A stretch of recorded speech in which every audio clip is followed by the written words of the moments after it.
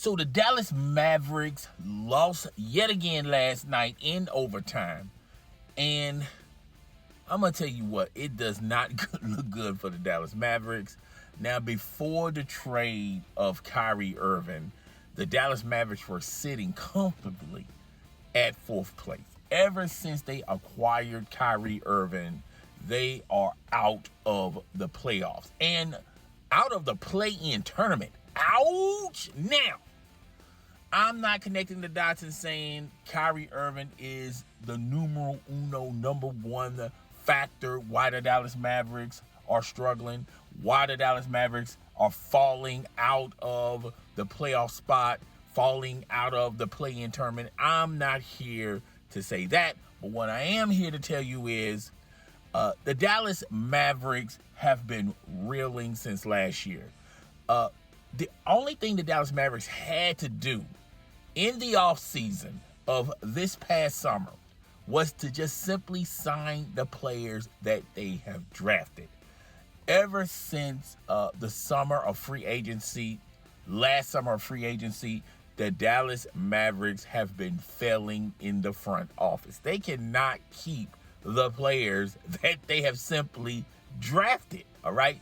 They have, Jalen Brunson went to the New York Knickerbockers. Now, a lot of people are going to say he was going to leave anyway. His father is in the front office of the New York Knicks.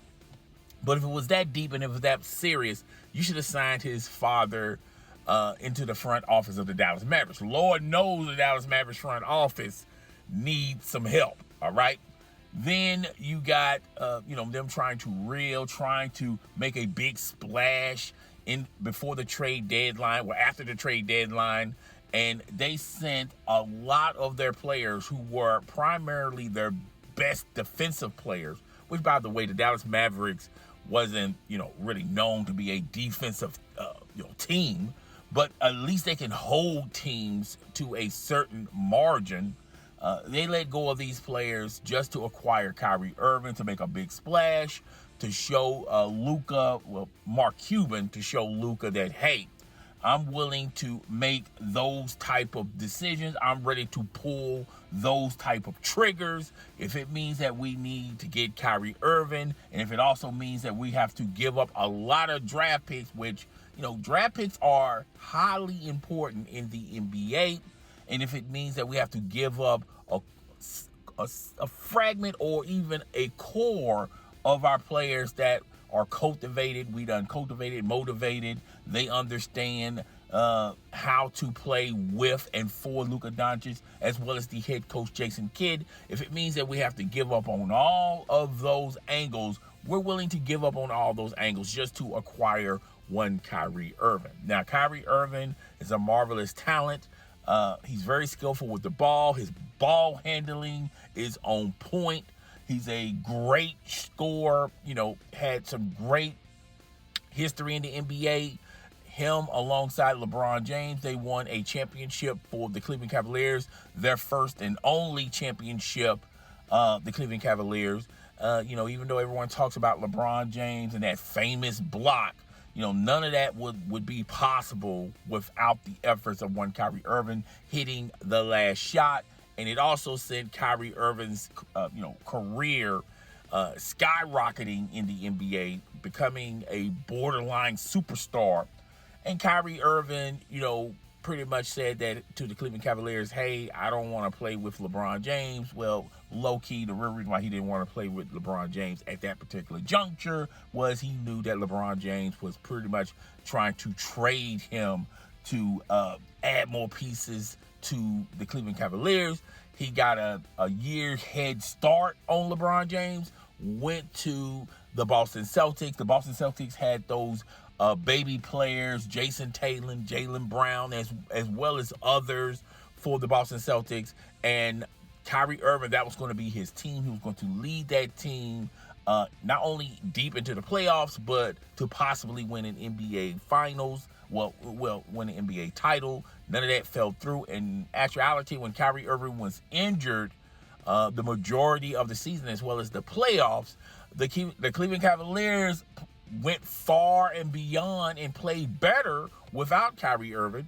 Kyrie Irving decided to say, I want to take my talent to Brooklyn. He wanted to pair up with Kevin Durant. Him and Kevin Durant are, great friends. They even discussed the possibility of them going to a New York team. The first stop would have been New York Knickerbockers, but Kyrie Irving said, look, why don't we take our talent over the bridge and go to Brooklyn?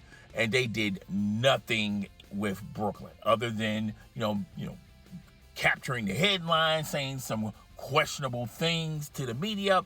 And now, that decision was disastrous for not only Kyrie Irving and Kevin Durant. It really hurt their careers.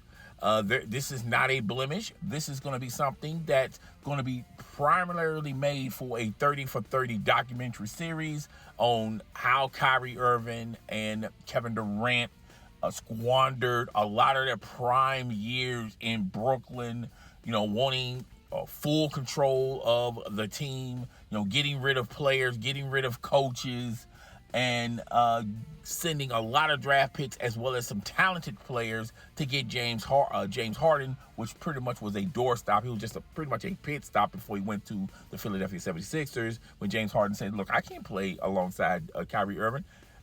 This guy wants to play when he wants to play.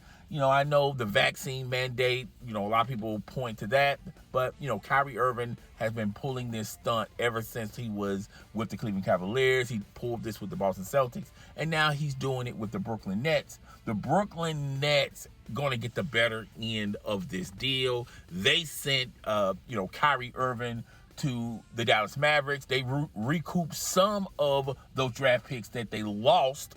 And they got some players that are really contributing to the Brooklyn Nets. At the end of the day, does this mean the Brooklyn Nets are going to make it to the playoffs? Highly questionable. Does this mean that the Brooklyn Nets are going to make it into the NBA Finals? That's very questionable. I don't think that's possible. But guess what? When they had Kyrie Irving and Kevin Durant, it wasn't like their odds increased when they got those two major talents. Hell, when even they had James Harden, they couldn't even make it to the NBA Finals, okay? But, the Brooklyn Nets are, pretty much in rebuild mode. And if you look at the Dallas Mavericks, they went from having the top 4 seed pretty much out of the playoffs and out of the play-in tournament. They're going to have to hunker down and win a large portion of these up-and-coming games. The Dallas Mavericks can score a lot of points, all right? But when it comes to defense, they have no defense. You even got Luka Doncic. Luka, baby bird, which, by the way, Shannon Sharp coined Luka the baby bird ever since that disastrous nightmare where they went from 4th to all the way out of the playoffs to pretty much out of the play-in tournament. Have you heard anything from Shannon Sharp, promoting Luka, baby bird? The Dallas Mavericks are going to be a serious threat. Have you heard anything from Shannon Sharp? I highly doubt it. Shannon Sharp has pretty much moved away from this team quicker than when he moved away from the Los Angeles Lakers. But now he's on again, off again. Now he's back on again with the Los Angeles Lakers. But let's move forward to the Dallas Mavericks. The Dallas Mavericks are reeling. They're out of the playoff. They're out of the play-in tournament.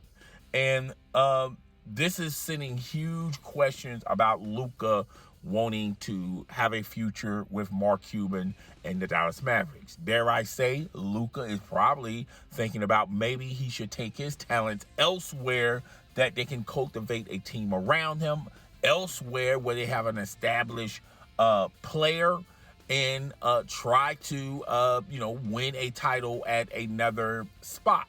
The Dallas Mavericks, when you look at when it's all said and done and this season's over with, this is going to be a disastrous season.